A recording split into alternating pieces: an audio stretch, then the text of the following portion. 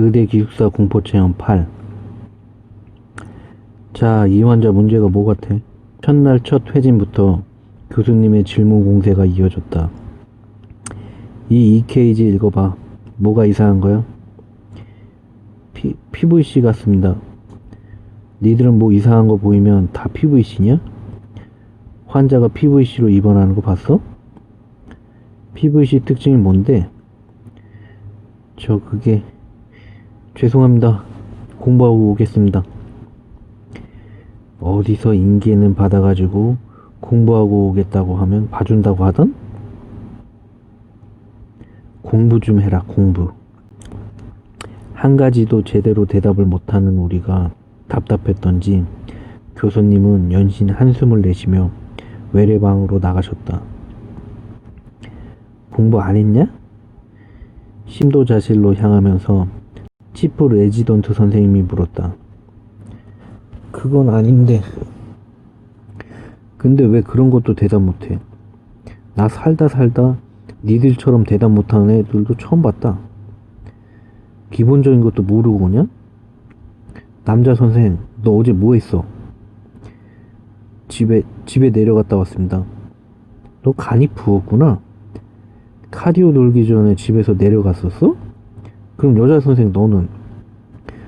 저는 너도 집에 갔었냐? 아니요, 그건 아닌데. 어휴, 공부 좀 해라, 공부 좀.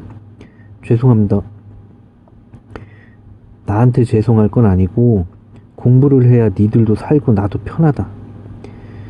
심도자실에 도착할 때까지 치프 선생님의 잔소리는 끊이질 않았다. 고개를 푹 숙이고 나와 영훈이는 죽었다는 눈빛을 주고받았다. 히히, 누나, 그래도 여기가 먹을 거 하나 많아서 좋댔어. 심도자실에 쌓여있는 샌드위치에 영훈이의 행복지수가 확 올라갔다. 그리 좋냐? 응, 다 공짜잖아. 조직공룡. 누군가 했던 말이 떠올라 피식 웃음이 나왔다. 속편해서 좋겠소. 나는 웃으며 핸드폰으로 EKG 가이드를 열어 읽기 시작했다.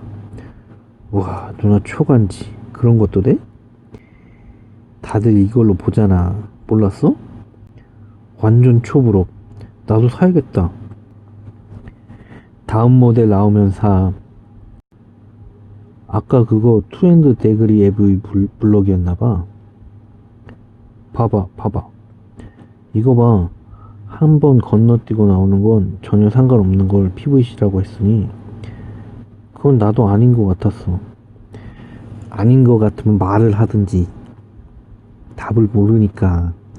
공부를 하다 시술 참관을 하다 그렇게 하루 지나갔다. 남아서 공부를 하고 가라는 언명에 오후 해진에 끝난 후에도 한참을 남아서 공부하다가 9시가 넘어서 병원을 나섰다. 오늘 무슨 일이 있어도 계속되는 귀신 문제를 해결하리라 마음을 먹었다. 언니 왔어요? 방에 들어서자마자 혜미가 반겼다. 왜 이리 늦었어요? 나머지 공부했지. 나머지 공부? 그런 것도 해요? 너무 뭘 모르니까 공부하고 가라고 하시더라고. 언니, 덕택에 이젠 좀 알 것 같아. 혜미야, 너 오늘 일찍 잘 거니? 아니요. 동강 다 보고 자려면 되게 늦을 것 같아요. 언니 좀 일찍 자려고 하는데 너 자기 전에 나 깨워줄래? 그래요? 몇 시쯤요? 그냥 너 자려고 할 때 내가 계속 자고 있으면 깨워줘. 알았어요. 한 3시쯤 잘 것 같아요. 잘됐다. 그때 깨워줘. 샤워를 하고 무적을 손에 쥔 채 침대에 누웠다.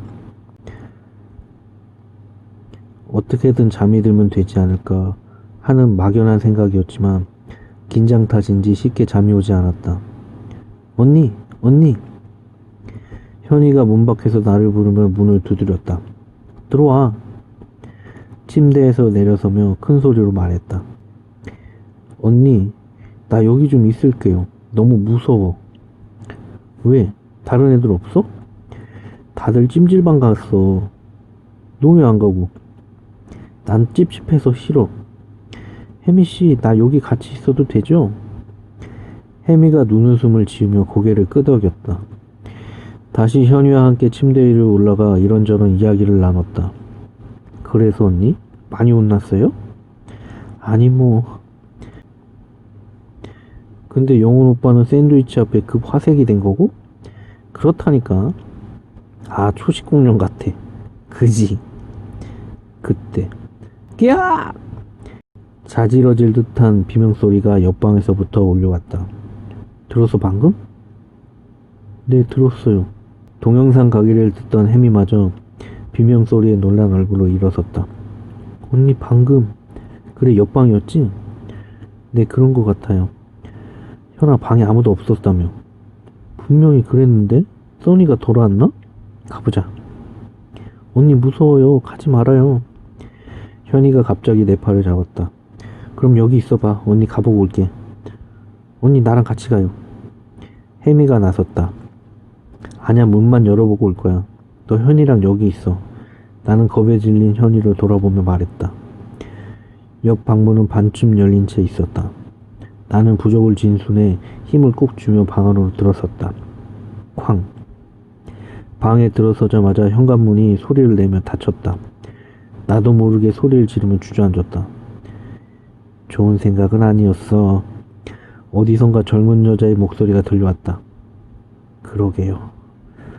속으로 중얼거리며 다시 일어섰다. 다리가 후들거렸다. 방 안에는 아무것도 없었다. 형광등도 모두 꺼진 채 오직 현이의 스탠드 불빛만이 방을 비추고 있었을 뿐이다. 한 걸음 한 걸음 방 안으로 들어섰다. 캐비넷 옆에도 창문 옆에도 아무것도 없었다. 한참을 서 있어도 아무런 변화도 일어나지 않았다. 그러고 보면 깨어있는 상태로 귀신을 본 적이 없었는데 내가 지금 뭘 하고 있는 걸까? 한심한 생각에 현이의 침대에 덜썩 주저앉았다. 손에 쥔 부적을 들여다보며 생각에 빠졌다. 이런 일의 해결책이란 게 어떻게 있을 수가 있는 걸까? 툭, 투툭, 툭. 바닥에 놓인 발 옆으로 붉은 액체가 떨어지기 시작했다. 반사적으로 고개를 들어 위층을 바라봤다. 입 위쪽으로 얼굴이 으깨진 여자가 2층 난간에서부터 나를 내려다보고 있었다. 목이 막힌 듯 아무 말이 나오지 않았다. 여자가 비웃는 듯한 목소리로 나에게 말을 걸었다. 또 왔네? 누구세요? 뭘 원하세요? 떨리는 목소리로 말을 걸었다. 나? 너를 원해. 헤인, 너 말이야. 나를요? 그래. 내가 죽었으면 좋겠어. 왜죠? 몰라. 그저 내가 죽었으면 좋겠어. 갑자기 억울한 기분이 들면서 화가 나기 시작했다. 그와 동시에 두려움에 떨리던 손발도 진정이 되었다. 이유도 없이? 그래, 그런 건 없어. 여자의 목소리가 점차 높아지기 시작했다. 너를 갈기갈기 찍어서 나보다 더 처참하게 그렇게 만들어버릴 거야. 여자의 분노가 피부로 느껴질 지경이었다. 처참하게 죽여야 해. 도대체 왜 하필 나에게? 나의 분노도 극에 달했다. 죽일 테면 죽여봐. 벌떡 일어서서 그 여자에게 한 걸음을 다가섰다. 아무 이유도 없이 나를 괴롭히고 싶다고? 아무 이유도 없이 죽이고 싶다고? 그래? 그럼 죽여봐. 죽이라고. 억울함과 분노에 눈물이 비오듯 쏟아지며 부적을 쥔 손이 바들바들 떨려왔다. 자, 나 여기 있잖아. 죽이라고. 소리를 지르며 여자를 향해 내 목을 내밀었다. 자, 언대로 해봐. 어디? 여자가 깔깔거리며 웃기 시작했다. 그러더니 무서운 속도로 팔을 내밀어 한 손으로 내 목을 잡아 자신 쪽으로 바짝 끌어당겼다. 그래? 그렇게 해주지. 여자의 한 손이 가슴으로 파고 들어왔다. 물리적 아픔이 느껴진 것은 아니었으나 심장이 덜컥거리며 숨이 턱턱 막혀오기 시작했다. 힘들지? 괴롭지? 나처럼 아프지? 여자는 계속해서 킥킥거리며 양손에 더 힘을 주었다. 부적을 쥔 손에 점차 힘이 풀려왔다. 이름을 물어봐, 어서! 젊은 여자의 다급한 목소리가 들렸다. 순간 정신이 든 나는 숨을 고르려 애쓰며 그 여자를 바라봤다. 그리고 애써 말을 이어갔다. 영선씨 어디 있어? 그리고 당신 이름 뭐야? 순간 나를 잡고 있던 여자의 손이 느슨해짐을 느꼈다. 내 이름? 그래, 당신 이름. 방 안이 나를 두고 빙글빙글 도는 느낌이 들었다. 더 이상 숨을 쉬기 힘들다는 생각과 함께 정신이 다시 혼미해지기 시작했다. 내 이름? 내 이름? 내 이름 기억나질 않아. 내 이름? 여자가 자신의 머리를 움켜잡으며 절규하기 시작했다. 잡고 있던 힘이 없어지며 나는 바닥에 털썩 주저앉았다. 다시 호흡이 돌아오며 정신이 맑아지기 시작했다. 내 이름! 내 이름! 여자는 계속해서 절규하며 몸부림을 쳤다. 몸부림을 칠 때마다 으깨진 여자의 살점과 머리카락에 맺혀있던 피가 사방으로 뿌려졌다. 그리고 다음 순간 여자가 눈앞에서 사라졌다. 위험했어. 젊은 여자의 목소리가 말했다. 일어서려 애썼지만 손발에 힘이 풀려 일어서지지 않았다. 언니! 때마침 혜미와 현이가 방 안으로 뛰어들어오며 나를 찾았다. 언니 왜 거기서 그러고 있어요? 언니가 너무 안 와서 걱정돼서 와봤어요. 언니 괜찮아요? 괜찮아. 방으로 돌아가자. 무슨 일이 있었던 거예요? 언니 얼굴이 창백해요. 아무것도 아니야. 나중에 이야기해 줄게. 나 좀 자야겠어. 그래요 언니. 얼른 쉬어요. 침대에 눕자마자 잠이 쏟아졌다. 그리고 얼마의 시간이 지났을까? 나는 아무도 없는 내 방 안에 홀로 서 있었다. 직감적으로 여전히 꿈을 꾸고 있음을 알았다. 그때 내 앞에 젊은 여자가 나타났다. 가자. 어딜요?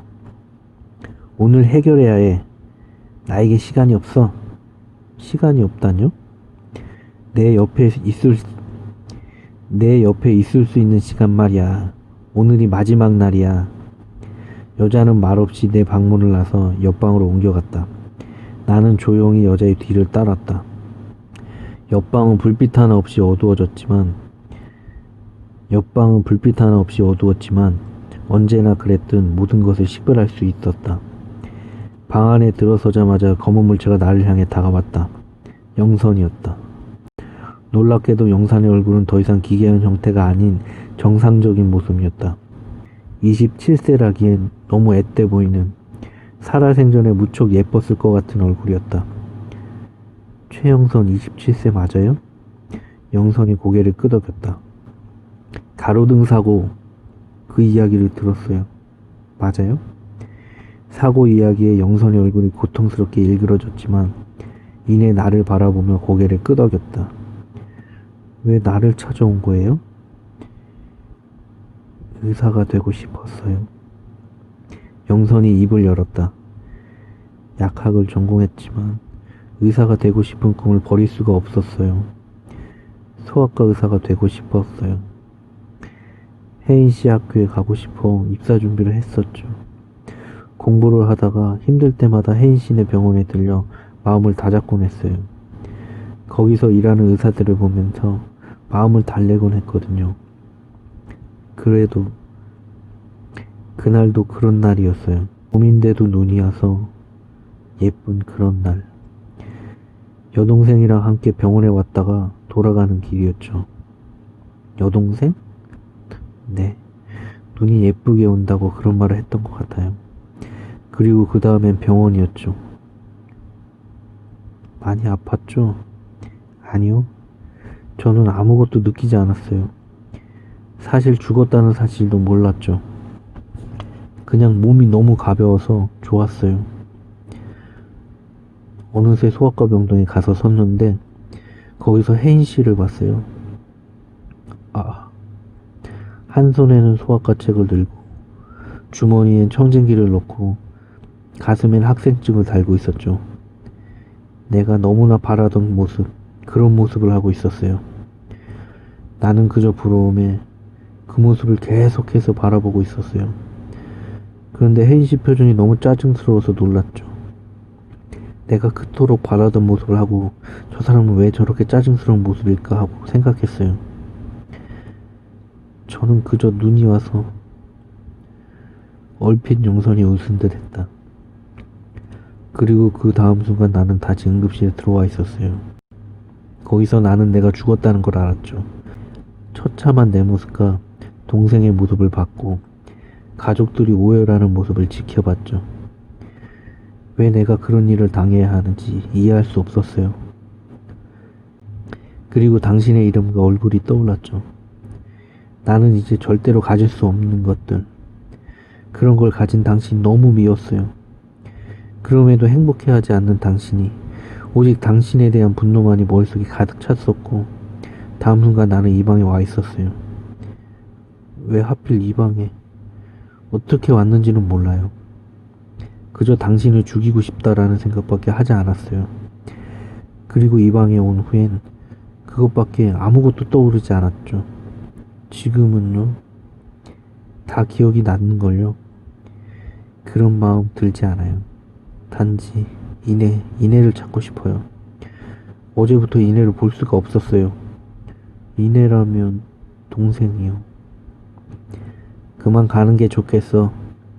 내내 말이 없던 젊은 여자가 입을 열었다. 어딜 되물으며 여자를 바라봤으나 여자가 말을 한 대상은 내가 아니었다. 여자는 영선의 앞으로 다가가 영선의 손을 잡았다. 그리고 알 수 없는 말을 중얼거렸다. 영선의 표정이 점차 밝아졌다. 고마워요. 영선은 눈인사를 하며 사라져갔다. 이제 이내를 찾아. 여자가 나를 채근했다. 어떻게? 하지만 여자는 대답이 없었다. 이내씨 나와요, 이내씨. 별 수 없이 무작정 불러봤지만 방 안은 아무런 변화 없이 고요할 뿐이었다. 여기 혜인이 왔어요. 나와봐요. 이번엔 효과가 있었다. 키득키득 웃으며 이내가 내 눈앞에 서 있었다. 언니와는 달리 여전히 처참한 모습이었다. 이번엔 놓치지 않을 거야. 이내가 입맛을 다시며 다가왔다. 당신은 최이내예요. 영선씨 동생 최이내. 나는 이내를 바라보며 말을 이었다. 기억 안 나요? 가로등 사고 당신은 최이내라고요. 이내가 멈춰서서 나를 바라봤다. 이내라고? 영선 언니? 이내? 놀라운 일이었다. 이내의 얼굴이 점차 정상으로 돌아가기 시작했다. 언니를 닮아 예쁘장한 얼굴이었다. 기억나는 거예요? 어떻게 된 일인지? 나는 한 걸음 다가서며 이내에게 물었다. 이내는 고개를 들어 나를 바라봤다. 언니는요? 영선 씨는 먼저 갔어요. 어디로? 나는 난감한 표정으로 옆에 젊은 여자를 올려다봤다. 여자가 고개를 끄덕였다. 좋은 곳으로 간 것 같아요. 이내 씨도 이제 가야죠. 아직도 나를 죽이고 싶은 거예요? 이내는 조용히 고개를 저었다. 언니는 정말 좋은 언니였어요. 난 항상 언니를 따라다니는 게 좋았는데 그날도 언니를 좋아하라 따라다녔어요. 그리고 그 일이 나는 모든 걸 알고 있었어요. 우리가 죽었다는 거. 내가 먼저 죽었으니까. 나는 언니가 괴로워하는 것도 언니가 심장이 멈춰가는 것도 지켜봤죠. 그리고 언니를 기다렸죠. 그런데 언니는 자신이 죽었다는 걸 모르는 것 같았어요. 순식간에 내 앞에 사라졌고 나는 계속 언니를 찾았지만 찾을 길이 없었죠. 한참 후에 돌아온 언니는 그제서야 모든 사실을 알고 절규하기 시작했어요. 그리고 끊임없이 혜인이란 이름을 불렀어요. 분노에 가득 찬 언니는 점차 그 자신의 시신만큼이나 그 모습이 처참해 갔죠. 저는 그런 언니를 지켜보면서 당신에 대한 미움을 키웠죠. 얼굴도 모르는 사람이지만 언니를 이렇게 만든 사람이라면 죽이고 싶다고. 그리고 그 후는 기억나지 않아요. 그저 이곳에 와서 당신을 기다린 것밖에는. 처음에는 저 창틀 근처에서 움직일 수도 없었으니까요. 언젠가부터 당신이 이곳에서 나타나기 시작했고 그저 당신을 잡을 생각만 가득했어요. 그랬군요. 언니를 따라가려면 어떻게 해야 하죠? 내가 도울게. 묵묵히 듣고 있던 젊은 여자가 이내의 손을 잡고 알 수 없는 말을 중얼거리기 시작했다. 잘 가요. 좋은 의사가 될게요. 나는 이내에게 인사를 하며 중얼거렸다. 자, 이제 깨어날 시간이야. 네? 일어나야지. 너무 오래 있었어. 젊은 여자가 나를 벽 쪽으로 세게 밀쳤다. 힘없이 내 몸이 공중으로 뜨는 것 같이 느껴졌다. 그리고 다음 순간 나는 방 안에서 눈을 떴다. 창밖이 조금씩 밝아오고 있었다. 몸을 일으켜 세우며 손 안에 든 부적을 바라봤다. 다 해결된 건가? 그런데 그 젊은 여자 누구지? 그 녀석 누나. 또다시 젊은 여자의 목소리가 들렸다. 누구? 그 점쟁이 녀석 누나라고. 주위를 둘러봤지만 여전히 아무도 없었다. 그럼 이만 안녕. 그 순간 손 안에 들고 있던 주머니 안의 패가 바삭 소리를 내며 부서졌다. 그랬구나. 감사합니다. 안녕히. 부적을 다시 꼭 쥐어안으며 인사를 했다. 그 후로 일상은 순조로웠다. 악몽도 가위 눌림도 없었고 써니에게도 나쁜 일은 일어나지 않았다. 다만 간혹 해미가 비명을 지르며 깨어나는 일은 있곤 했지만 해미는 늘 그랬듯 아무것도 기억하지 못했다. 2010년 7월 17일 방학을 일주일 남긴 토요일. 원재 오빠가 부적을 돌려달라며 방으로 찾아왔다. 오빠, 그 부적 그때 깨졌는데. 그래 알아. 그 점쟁이가 만약 부적이 깨지면 나보고 태워버리라고 했어. 오빠가 태워야 해요? 그런가 봐. 책상 서랍에 고이 모셔주었던 부적을 가지고 나왔다. 정말 고마웠다고 전해주세요. 그분께. 그래, 하지만 이미 알고 있을걸? 오빠를 배웅하고 들어와 책상에 앉았다. 잠시 후 운동 나갔던 혜미가 들어왔다. 언니, 나 오늘 집에 내려가려고 해요. 그래? 언제 올라오니? 언니 이제 곧 방학이라면서요. 그래, 일주일 남았어. 언니 방학 끝날 때쯤 올라올게요. 그래, 너도 좀 쉬어야지. 방학하고도 한참을 안 내려가고. 집에 너무 오래 있으면 지겨워서요. 혜미가 가방을 챙겨 나선 후 나는 혼자만의 시간을 즐길 요량으로 영화를 한 편 다운받아 틀었다. 방 안의 모든 선풍기를 나를 향해 틀어놓은 채 등받이에 푹 기대 앉아 책상 위에 발을 올렸다. 세상이 다 내 것이 된 것 같은 기분이었다. 드르르륵 드르르륵. 여보세요? 뭐하니?